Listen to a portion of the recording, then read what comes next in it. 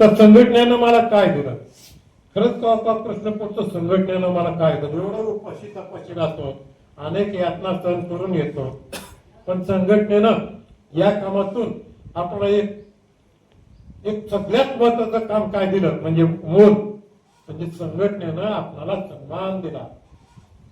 एखाद्या गावात एक या निष्ठा कार्यकर्ता असला, गावात काही भानगड झाली, अहो फलाना मुठ्या बरोबर सांगतात, म्हणजे आपली प्रतिष्ठा वाढली.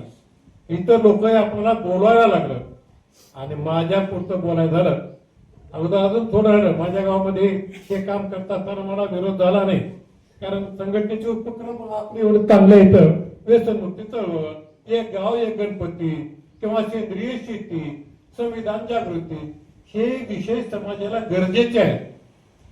हे विषय घेता आल्यामुळं लोकांमध्ये अधिक मिसळता आलं आणि लोकांची साथ घेता आली. आणि हे काम करत असताना बऱ्याच वेळा बऱ्याच जणांना घरचा विरोध होतोय, पण आमची तर आधीच वार्ता असल्यामुळं माझ्या आईवडिलांनी मला विरोध केला नाही. नंतर माझ्या बरोबरचे भाऊ होते, दगडूजींना माहित आहे की त्यांनी मला विरोध, दादाचं काम छान चालेल दादा करू द्या. नंतर माझे मुलंही या कामासाठी रिकामा घरचं खाऊन लष्कराच्या भागीत कशाला बसता असं कोणीच म्हणलं नाही. म्हणून आज 78 वर्ष वय असताना मी माझ्या खुशीनं या संघटनेमध्ये सहभागी होत असतो. हे मोठं समाधान आहे, आपल्याला मोठं समाधान आहे. आता संघटने बाबतीत अपेक्षा आमच्या बऱ्याच आहेत बरं का. आता मी तुमच्या कोणी असतोय, कार्यकर्ता कोणी असतोय, पण त्या अपेक्षा काही पूर्ण तुम्ही करू शकता वरिष्ठ अधिकारी म्हणून. मी कुठलं संघटनेचं पद सरांना माहिती घेतलो नाही, पण संघटनेमध्ये पदाधिकारी एवढा सन्मान मला मिळाला ते माझ्या कामाच्या निष्ठेमुळे. आता आमच्या अपेक्षा कशा येतात, आपल्या दृष्टीनं आपल्या संघटनेला थोडं आर्थिक बळ आलेला आहे, तर आमचं काय म्हणणं आहे, ज्या शाखा आहेत ना त्यांना थोडं तरी वाटा आपण द्यावा.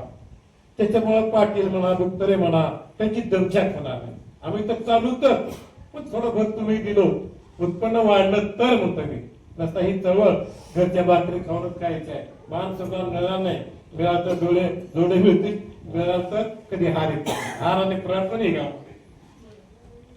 हे दुसरं, आपल्या चळवळीला खरं म्हणजे युवकांचा सहभाग वाढला पाहिजे आणि त्यासाठी अनेक उपाय तुम्ही सुचवतात. त्यापैकी मला एक वाटतंय की परिवर्तनवादी गीतांचं कला पथकातला जिल्ह्यात राहावं सर. कला लोक जवळ येतात, दरेकर आहेत त्याचा चांगला आवाज आहे, अजून बऱ्याच जणांचा आहे. एक ढोलक आणि एक हे झालं की माणसं जमवलाही चांगलं आणि गीतातून सुद्धा खूप मोठं परिवर्तन होतंय. ही माझी इच्छा आहे. तर व्यसनमुक्तीवर सगळ्याकरता जास्त विस्तार चांगला नाही, तर कला पथक आपण स्थापन करूया चांगली गीतं घेऊन.